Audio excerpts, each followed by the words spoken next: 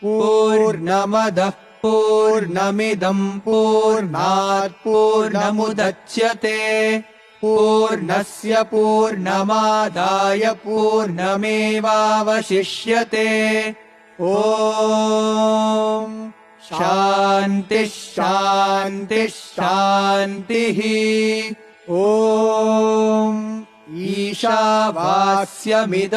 सर्वं यत्किञ्च जगत्यां जगत् तेन त्यक्तेन भुञ्जीथा मा गृधः कस्य स्विद्धनम् कुर्वन्नेवेह कर्माणि जिजीविषेच्छतगुं समाः। एवं त्वयि नान्यथेतोऽस्ति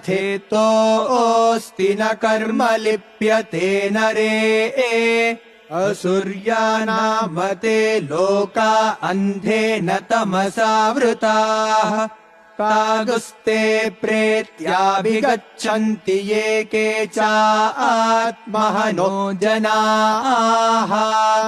अनेजदेकं मनसो जवीयो नैनद्वेवा आप्नुवन् पूर्वमर्षत् तद्धावतोऽन्यान्यत्येति तिष्ठत्तस्मिन् नपो मातरिष्वा दधाति तदेजति तन्नेजति तद्दूरे तद्वन्तिके तदन्तरस्य सर्वस्य तदु सर्वस्यास्य बाह्यतः यस्तु सर्वाणि भूतान्यात्मन्येवानुपश्यति सर्वभूतेषु चात्मानं ततो न विजुगुप्सते यस्मिन् सर्वाणि भूतान्यात्मैवाभूद्विजानतः तत्र को मोहः कः शोक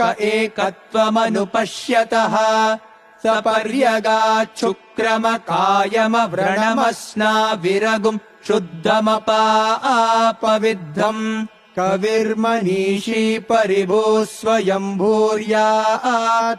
तथ्यतोऽर्थान् व्यदधाच्छाश्वतीभ्यः समाभ्यः अन्धम् तमप्रविशन्ति ये विद्यामुपासते ततो भूय इव ते तमो यौ विद्याया आगुम्रताः अन्यदेवाहुर्विद्यया अन्यदाहुरविद्यया इति शुश्रुमधीराणां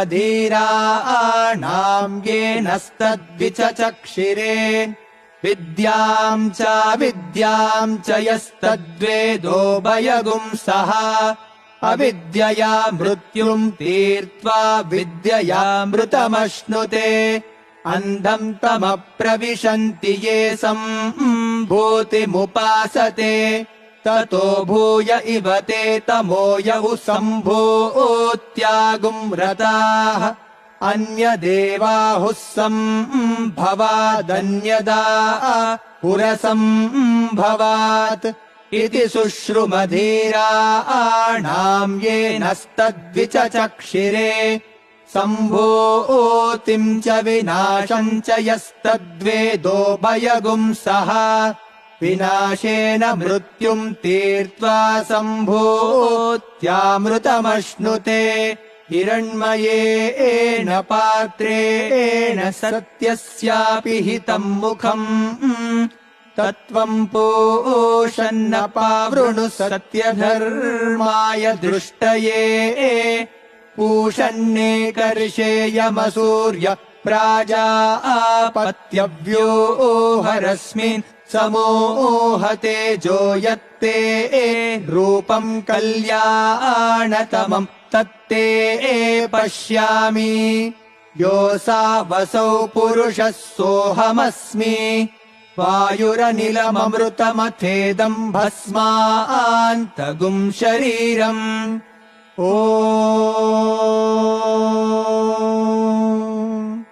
क्रतो स्मर कृतगुस्मर क्रतो स्मर कृतगुस्मर अग्नेन यसुपथा आराये अस्मान् विश्वानि देववयुनानि विद्वान् युयोध्यस्मज्जुहुराणमेनो भूयिष्ठाम् ते नम उक्तिम् विधेम।